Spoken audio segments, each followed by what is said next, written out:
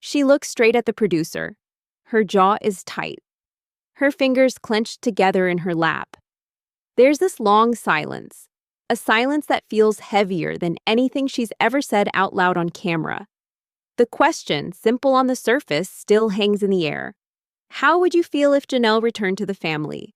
Robyn blinks, breathes sharply through her nose, and something shifts. In that split second, the calm mask she's worn for years slips. And what comes next is nothing short of explosive. "This is insane!" she snaps, her voice cracking between anger and disbelief. "I don't understand how we're still talking about this. After everything I've done, after everything I gave up, you're asking if I'd be okay with that?" Her eyes are glassy now, not tears of sadness, but frustration that's been building quietly in the corners of every episode this season. The producers try to redirect, to slow her down, but she's already on a roll, and she's not about to hold back anymore. "You all act like I just won him," she says bitterly. "Like I tricked him away from everyone else, and now we're circling back? No. That's not how this works." Viewers have seen Robyn upset before, but this felt different. This was personal. This wasn't just about jealousy or preference. This was about a woman who feels cornered, betrayed not by a rival wife, but by the man she believed chose only her in the end. But the real trigger behind this meltdown was something the cameras captured hours before. And trust me, you're going to want to hear what happened, because earlier that day, something unexpected happened between Kody and Janelle, something that nobody, not Robyn, not Christine, not even longtime viewers, saw coming. One moment filled with tension, distance, and aching silence, and the next, a spark, a look that hadn't been there in years, a crack in the wall. And then, something was said, something that changed the air completely. But we'll get to that in a minute. For now, back in the interview chair, Robyn is still unraveling. Her voice trembles now, not from rage, but from the weight of everything she's tried to hold together for this family. Do you even know what it's like to feel like you fought for a man who won't fight back for you? That I sat here, took every arrow from the outside, from the other wives, and then he does this, he goes to her, and she stops herself. There's so much more she's about to say, but the words catch in her throat. The camera lingers, there's no music, no flashy edit.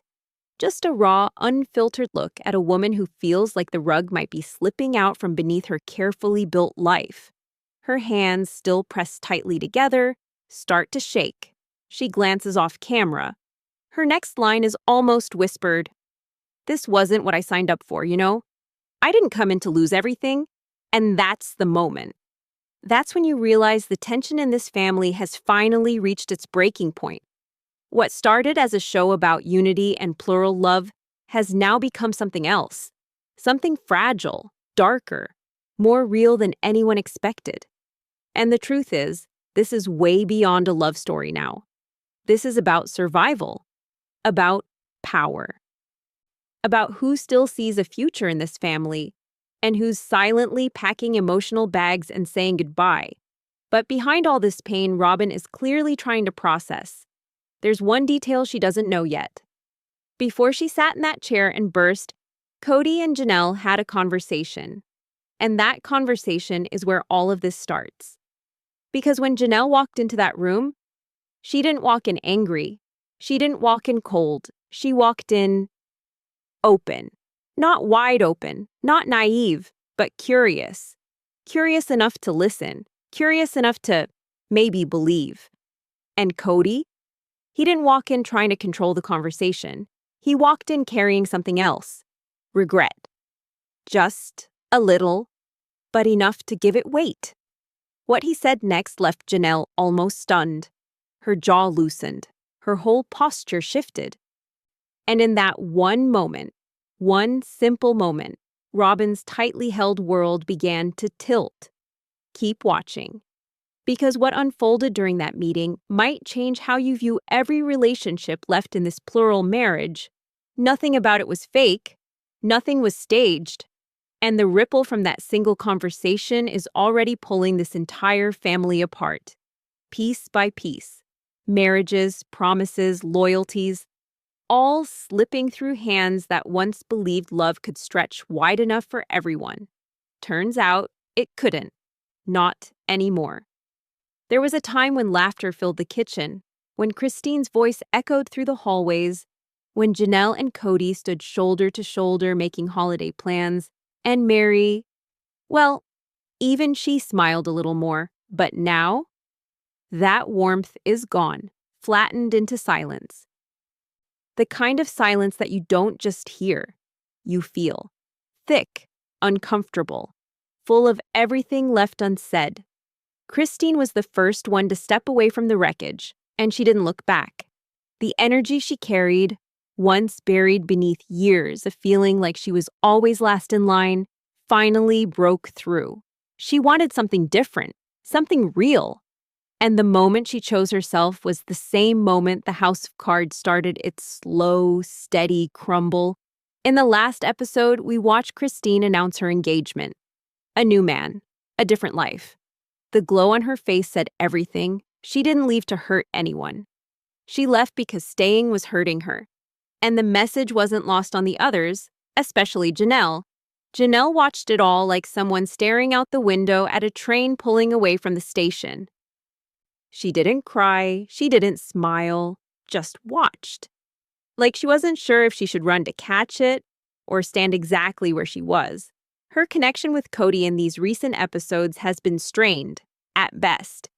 They don't fight in explosive ways. No shouting matches, no slam doors. It's colder than that. Sharper. It's the kind of distance that creeps in silently. Until suddenly, you're strangers, living parallel lives under the same sky. She started sleeping in a separate home. He stopped calling regularly. Dinners grew awkward. Phone calls got shorter. And then, nothing. Weeks without seeing each other. No dates. No meaningful conversations. Just absence. When Janelle explained in that one-on-one interview how they'd grown apart, you could tell she wasn't angry. She was tired. There's a difference. She'd given so much of herself. And in return, silence, distance, excuses dressed up as honesty, and yet, underneath it all, she never officially shut the door. Not like Christine did. And that's what makes her story harder to predict. Because Janelle still believes in the idea of partnership. She's not naive. She knows Kody's flaws better than anyone. But there's a part of her that always held on to the chance that he might come back around. Might finally see her the way he used to. Before the favoritism, before the public arguments, before everything felt like duty instead of love. But here's where everything gets more complicated. As the dust settles from Christine's bold exit, the rest of the family is left to figure out what's left. And it turns out, it doesn't feel like much. Mary's relationship with Kody is barely hanging by a thread. No real romantic connection, just occasional small talk, like distant co-workers trying to avoid saying out loud what both already know. Robyn, clinging tighter than ever, growing more defensive by the day, watching the family split around her, and thinking love alone is enough to hold it together. But it's not working. You can't force people to stay inside something they no longer recognize. And now, Janelle. She's somewhere in between. Not gone, not entirely present. Like she's standing on a frozen lake, waiting to hear if the ice beneath her feet will hold, or if it's about to crack wide open. She's been independent all her life. Quiet strength, calm energy. But this season showed something else. A flicker of hope. Faint, but real. The moment she agreed to meet with Kody, there was nervousness, but also genuine curiosity. Maybe things could be different. Maybe this was the apology she always deserved, but never thought he'd offer. She hasn't said it out loud, but it shows in the way she carries herself in that moment. She looks a little softer, a little unsure, like someone who's stopped bracing for the worst and started wondering if healing is possible. And that moment of wondering, it changes everything. Because what happens when the one person you were ready to walk away from suddenly starts looking like the one person who's waking up? When the coldness begins to thaw, just slightly, and the words you stopped waiting for finally appear? That's where Janelle finds herself now. Still guarded, still scarred, but now with a sliver of hope.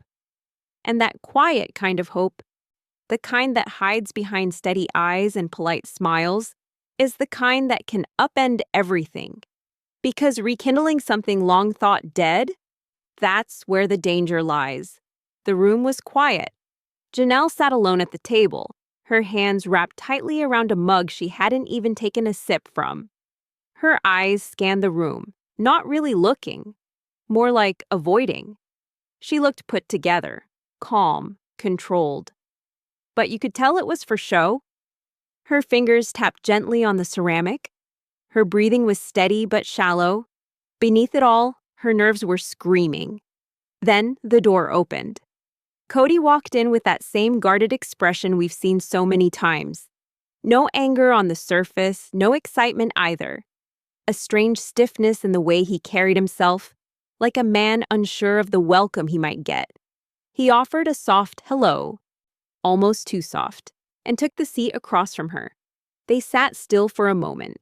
Just air between them. Just years' worth of silence, misunderstandings, missteps. Seconds passed, maybe 30, maybe 2 years. And then he broke the quiet. "Thanks for meeting," he said. Janelle nodded. Not cold, but cautious.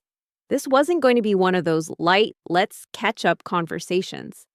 There was too much weight here, too much that never got said, and she knew better than to speak first. She needed to see where this was going. He shifted in his seat, looked down, then met her gaze, slowly. And what happened next changed the air in the room entirely. "I'm sorry," Kody said, "for not being what you needed, for not showing up when I should have. I didn't know how far apart we'd gotten until we were already gone." Janelle blinked. That wasn't what she expected. Not from him, not like this. She opened her mouth, then closed it again. You could see the walls she had built suddenly start to tremble.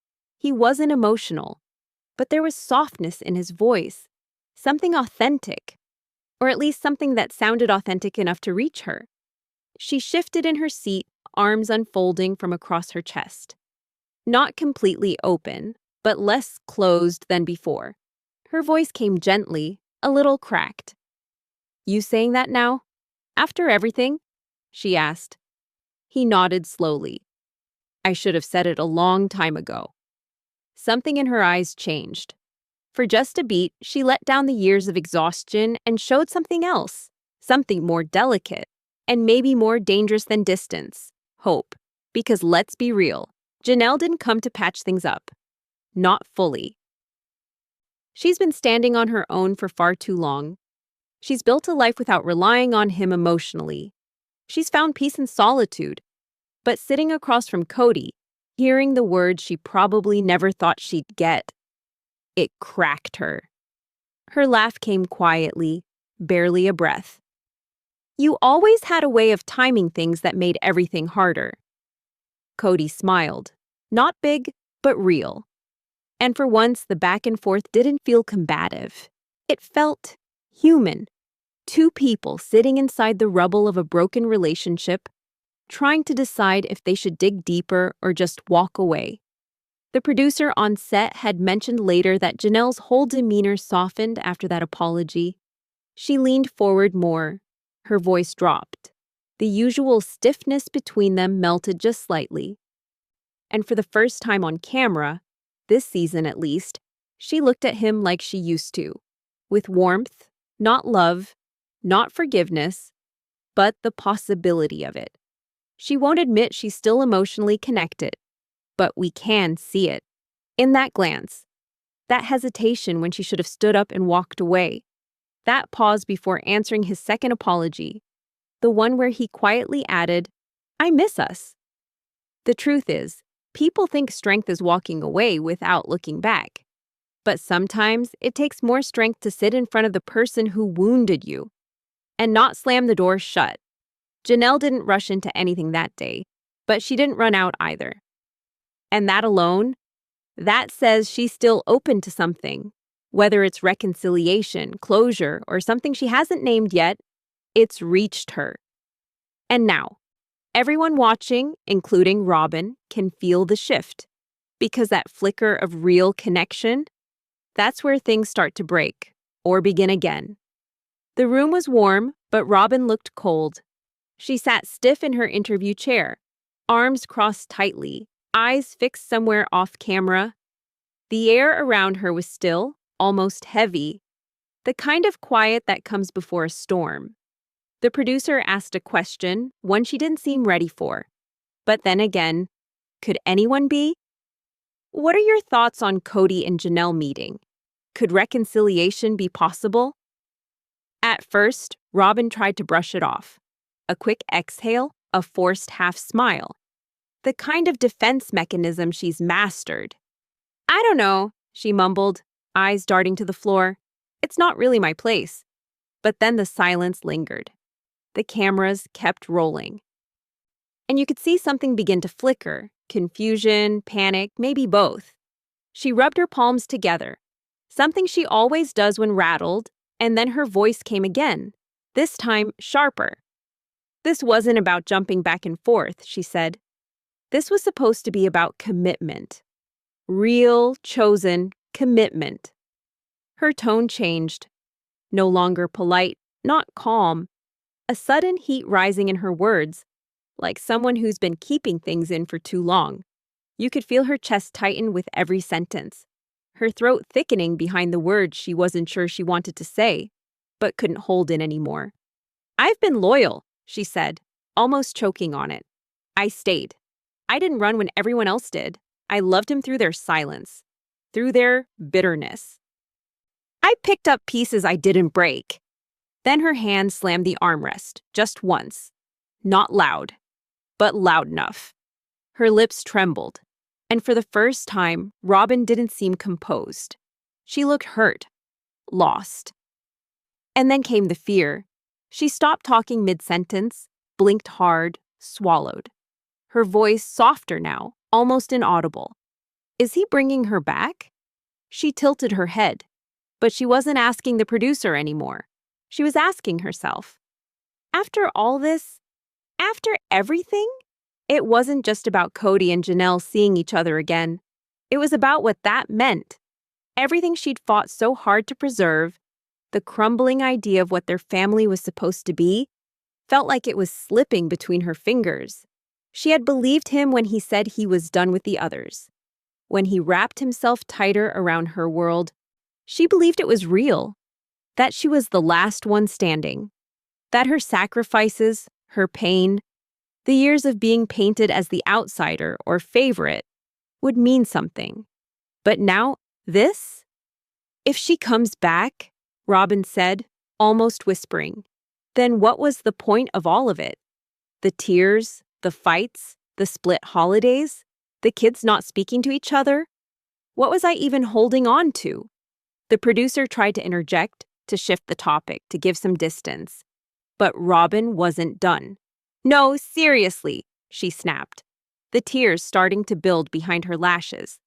What kind of family are we building here if people can just step in and out whenever they want? How do I explain that to my kids? How do I explain that their dad begged them to stay loyal to this family while he turns around and starts, what? Trying again with someone who didn't want to stay when things got hard? The tension was unbearable. Her shoulders drew inward, like she was shrinking, folding under the emotional weight. Her breath quickened.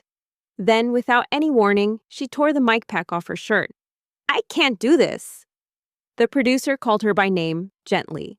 But she was already standing. Her voice hit loud and sharp now. I'm not sitting here while everyone pretends this is normal. It's not. It's betrayal. The crew stumbled to follow her, but Robyn didn't look back. The camera caught her from the side as she turned toward the stage exit.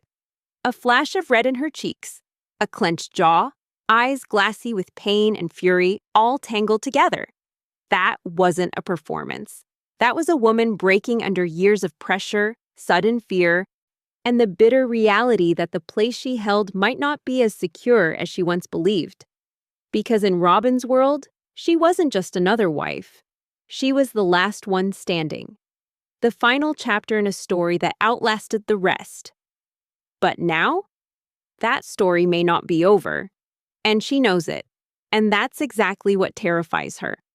Janelle sat quietly in her room, the window cracked open just enough to let the winter air in. She always liked the cold. There was something about it that felt honest, sharp, real, not dressed up or overly complicated. Just what it was. And after everything swirling in her head, that kind of clarity felt like the only thing she could trust. Her fingers traced the rim of a half-empty mug, long gone cold. She hadn't moved much since the meetup with Kody. Her phone buzzed once. She didn't check it. Not yet. Her thoughts were louder than any message waiting for her. She didn't expect to feel unsteady after seeing him. She thought she'd go in, hear him out, walk away with more confidence. A clean break, or at least the reassurance that she made the right call months ago. But instead, he gave her something she wasn't prepared for. An apology. And not the usual half-hearted kind Kody throws around when the cameras are rolling. This one had a different weight to it. Maybe it was sincere. Or maybe it was timed just right to keep her emotionally tied. Now she wasn't sure which was worse. She leaned back in her chair and closed her eyes. And in that quiet, the past crept in. Memories blurred together, the good ones hard to look at, the painful ones impossible to forget. There were Christmases where he didn't show up on time. Birthdays celebrated with just her and the kids because he was spread too thin across houses. She remembered the way the couch felt at night, sitting there alone, checking her phone again and again, scrolling through texts that never came. What hit harder were the moments between words, the glances that kept missing each other across dinner tables, the smiles that felt forced. Those late nights where she laid in bed, awake, listening to silence that echoed louder than shouting ever could. At one time, she thought she could manage it. Adjust, keep the peace. Focus on the kids, on the future, not on the fingerprint smudges in their connection. But slowly, she realized peace shouldn't be a sacrifice. Love shouldn't ask her to disappear piece by piece in order to make room for someone else fully. And yet, despite everything, when he said, "I'm sorry," it hooked into something soft inside of her. Something still open, something tired of carrying distance. Even when she was the one who asked for the space. Was that fair? Was it wrong to want him to change, but also be terrified if he really had? She opened her eyes again, staring out the window now. The sky was pale gray, quiet. And she whispered, almost to herself, "What happens if I believe him? Regret isn't always loud. It isn't always something that makes you cry or break down. Sometimes it's a slow ache, a feeling that maybe if the timing had lined up differently, things could have gone another way." She didn't regret leaving. She regretted how long she stayed hoping he'd change. But now that he said the words she waited for, what if it wasn't too late? And then the doubt crept in. Kody had a pattern. He shows vulnerability when he's losing control. He turns tender when there's something to win back. Was this another play to preserve what little power he still held in the family? Or had he actually seen himself clearly for the first time? That was the trap. The hardest part. Because hope and regret look almost identical in the beginning. And she was caught between them again. One voice told her to move forward. The other whispered that maybe, just maybe, love could look different now. But even as that thought formed, part of her heart stayed guarded. Not closed, just cautious. Because she's been here before. And second chances, no matter how gently offered, don't erase first wounds. She stood up slowly, one breath at a time. No decisions yet, no answers. Just a woman whose strength wasn't in pretending she was fine, but in facing the storm of maybe. Because regret doesn't always mean going back. Sometimes it means choosing differently the next time love knocks. The hallway was dim. No one else was around. Robyn stood with her back to the wall, arms crossed over her chest like some kind of makeshift armor. No cameras followed her this time, not officially. But one of the crew members, probably not expecting what they were about to catch, kept rolling. Robyn's face was bare, not a trace of makeup. Her eyes swollen, lashes clumped from tears she was clearly tired of wiping away. She wasn't yelling anymore. This wasn't anger. This was what comes after. The shaking had returned. In her hands, her breath, in that deep part of the body where grief shows up uninvited. She pressed the base of her palm against her forehead and leaned forward like it was taking everything in her to stay upright. No interviews, no lights. Just a woman chewing on the reality she didn't think she'd ever face. For years, she told herself this wasn't supposed to happen. Her marriage to Kody wasn't built on impulse or rebellion or exit threats. It was supposed to be solid, protected. And in that belief, she stood firm, even as Christine walked, even as Janelle pulled back, even as Mary faded into a name more than a presence. Robyn stayed, dressed up loyalty like it was armor, wore sacrifice like a badge. It was supposed to matter. She let out a slow, uneven breath and started whispering to herself, almost like she was thinking aloud. "I didn't take him," she muttered. "He came to me. When everything else was broken, he chose. He chose me." The quiet echo of her voice sounded like she was trying to convince someone, maybe the world, maybe herself. She stared hard at the floor, jaw clenched, and then, so softly, "Why does it still feel like I'm losing him?" A beat passed. No answer came, only silence. It was then she started pointing fingers. Not loud, just under her breath, like the blame had nowhere else to go. Christine manipulated everything. She got tired, so she made it look like I was the problem. Mary. She ghosted years ago, but made sure everyone else felt sorry for her. And Janelle. Her lips pressed together in frustration. She stayed long enough to be the hero when she walked. But the fire didn't hold long. Suddenly, her voice cracked. And for the first time in that moment, it wasn't about them. It was her. Her legs gave slightly as she slid down the wall, sitting right on the floor, knees tucked to her chest, hair falling loosely around her face. She looked like someone who had no more fight left. And what she whispered next, it wasn't meant for anyone else, but the camera caught it anyway. Was I the favorite, or just first in line to be discarded? It cut. No drama, no lights, just truth dripping from the corner of a broken heart. She had believed with everything she had that her loyalty would insulate her from this kind of collapse. That staying quiet, standing beside him when things were falling apart everywhere else, would be enough to hold her place in his heart. But now, the one saving grace she thought she owned was slipping. Not because he left her, but because he might be turning back toward the women who did. What happens when you build your entire identity on being the one who stayed? And then staying doesn't matter anymore? The breakdown wasn't performative. It wasn't for pity. It was grief. Raw, ugly, tired grief. Not for the loss of Kody. Not yet. But for the loss of everything she thought she understood. That day, Robyn didn't lose control because the family was falling apart. She lost control because she realized loyalty doesn't always get rewarded. Sometimes, it just leaves you last to fall apart. Kody stood outside alone, pacing. The gravel crunched under his boots with every step, but he didn't seem to hear it. His arms were folded tight, and his jaw moved like he was grinding back words he didn't want the cameras to catch. There was a look in his eyes that we haven't seen before. Not rage, not defiance, but something quieter. Something closer to doubt. For the first time, it wasn't clear that he knew what the next move should be.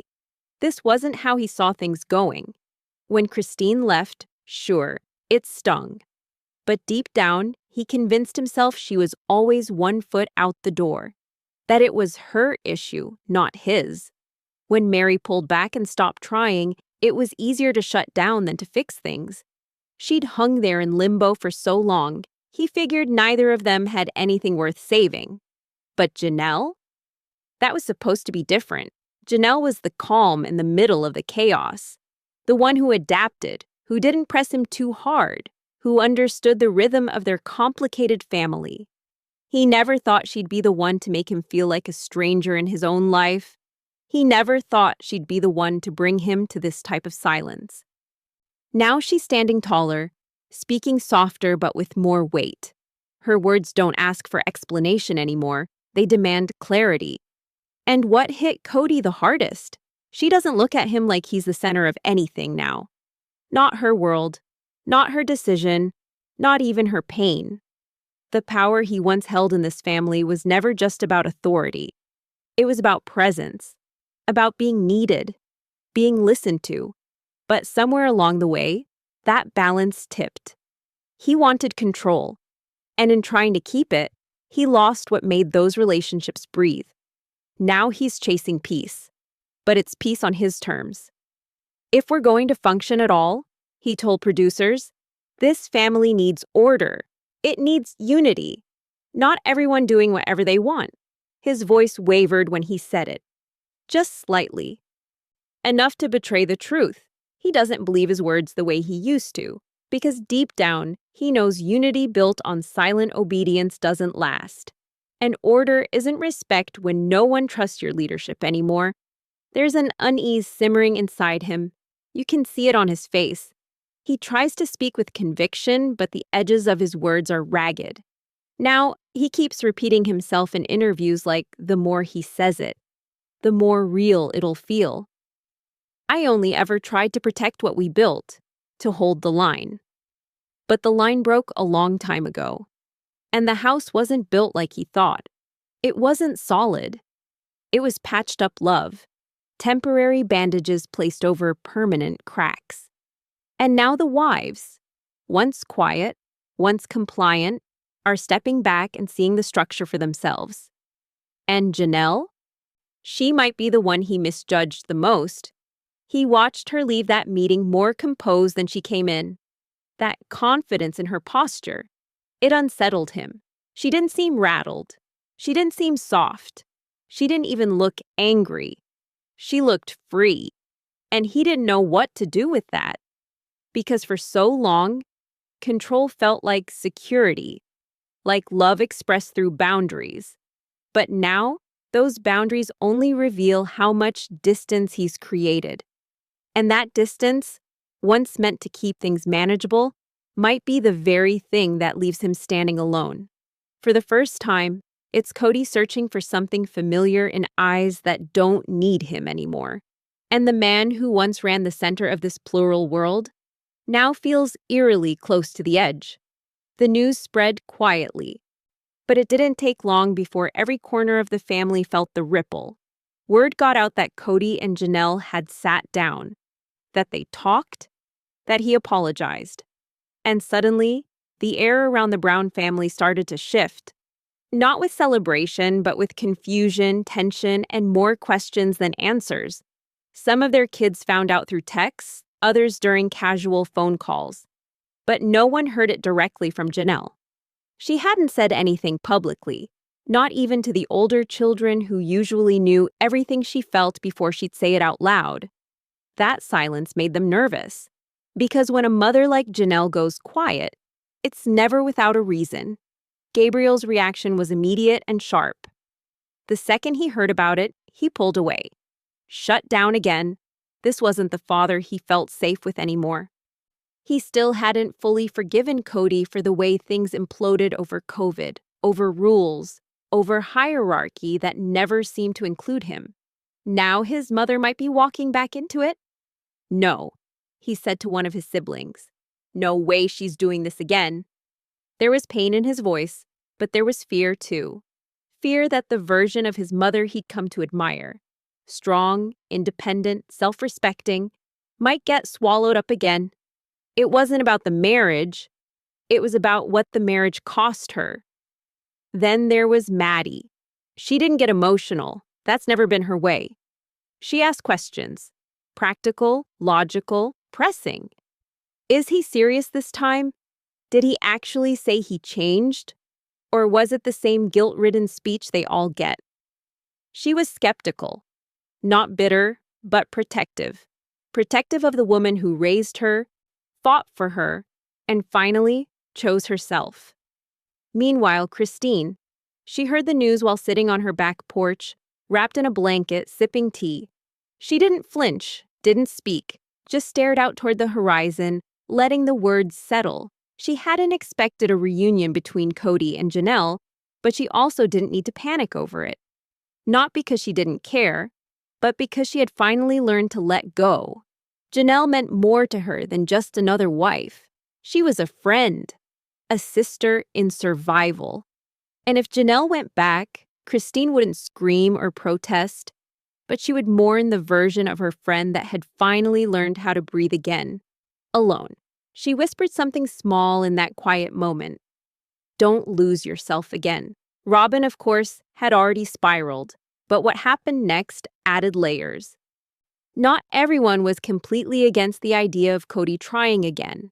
Some of the younger kids, especially those who still saw glimpses of the dad they once loved, quietly hoped reconciliation meant healing for everyone.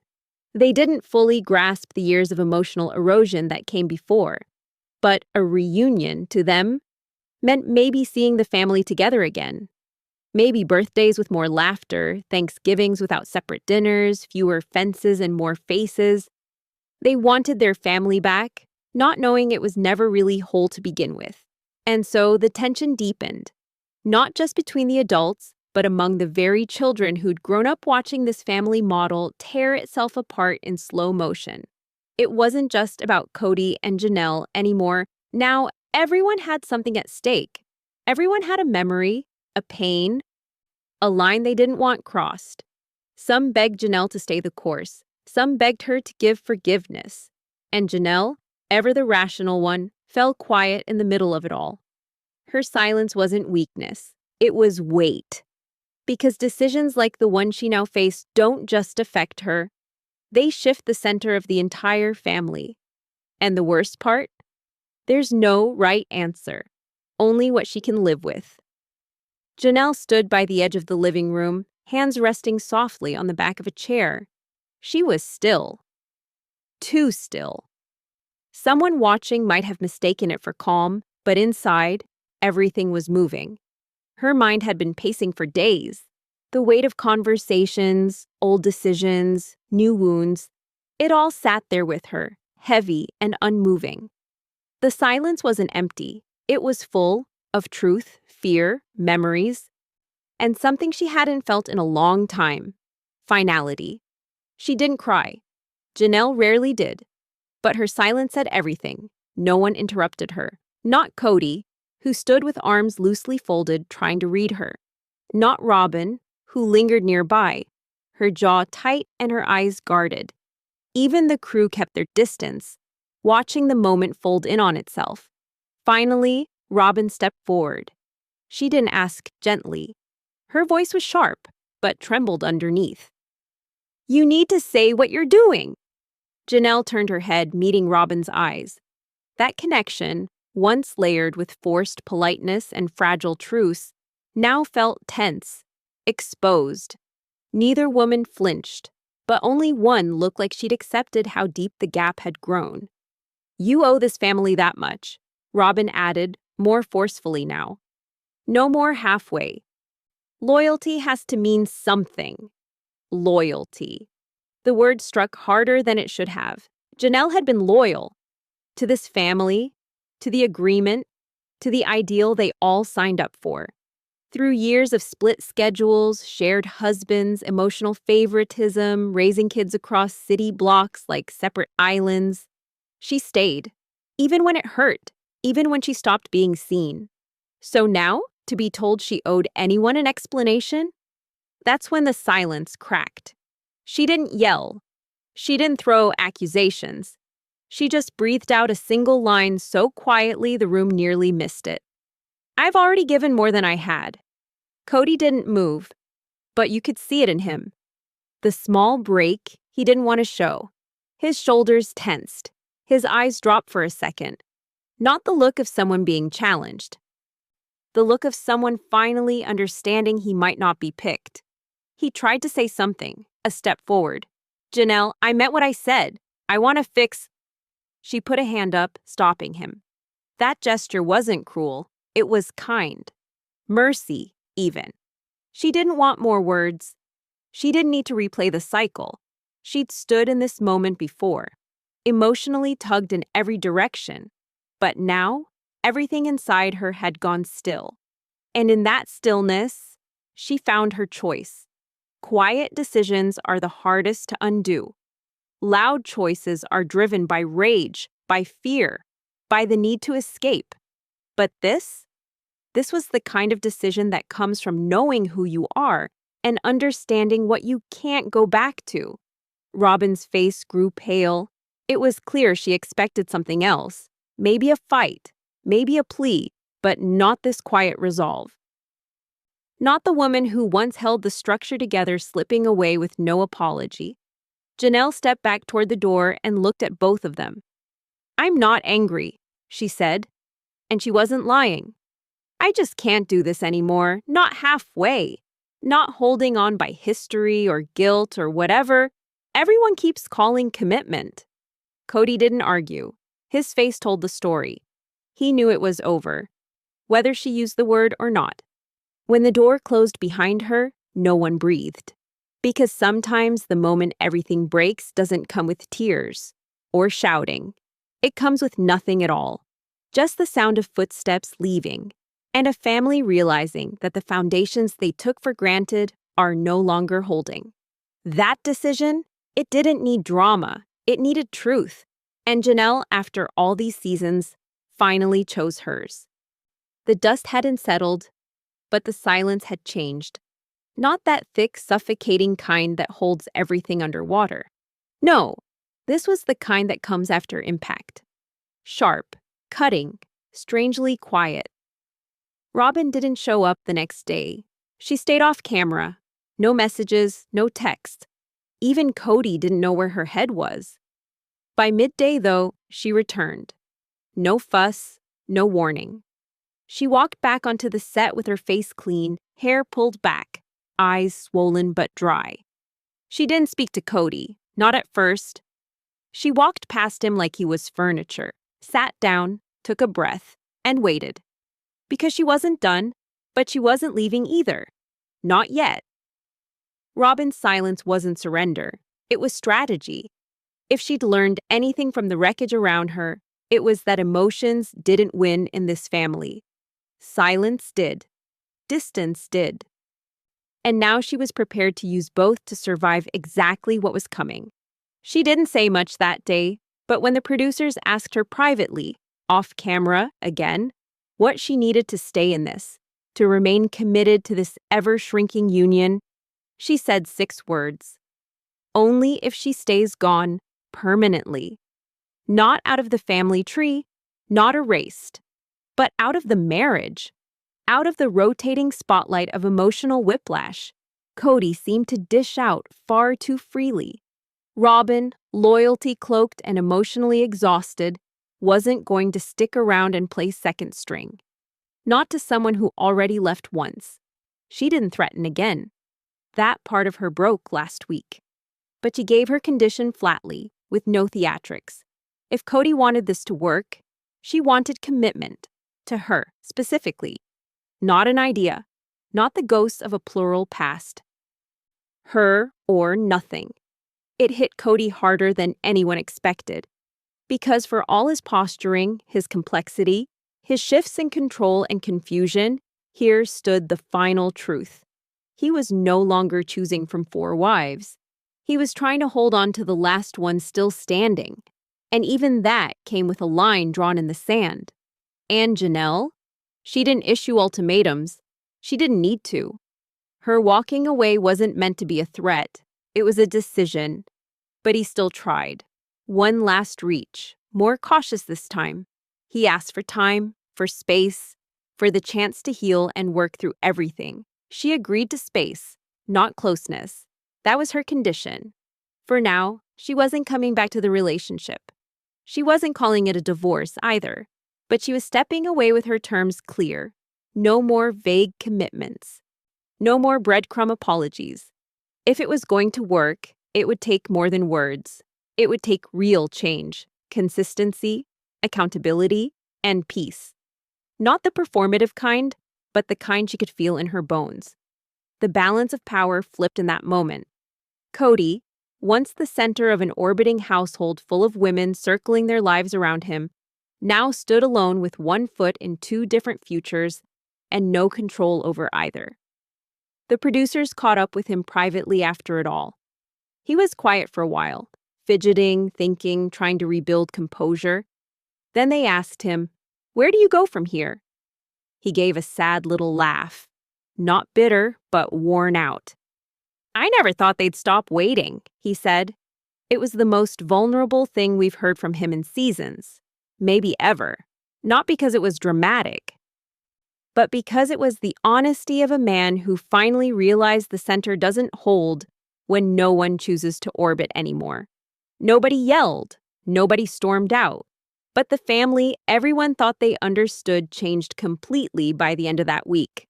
Not with a bang, but in the quiet, conscious decisions of three women who, in their own ways, all said the same thing. Enough. And as for Robyn, she stayed. But she's not trusting. Her world feels smaller now, more fragile. She's standing guard and Kody's standing beside her, eyes still trailing off toward the door where Janelle once stood. That door might still be open, but only barely. And Christine? She hasn't said a word on camera since the fallout, but she doesn't have to. The look on her face says it all. She's out, not watching to see who stumbles without her anymore. So now the question hangs in the air. What kind of family is this when the foundation is built on fear, guilt, and the hope that someone else won't walk away? And more importantly, what happens next? We've seen hearts break. We've seen silence fill every room louder than the fighting ever did. But this family still has decisions to make, and the ending isn't written yet. Do you honestly think Robyn can hold this all together alone now? And if you were Janelle, would you ever go back? Let me know what you would do in her place.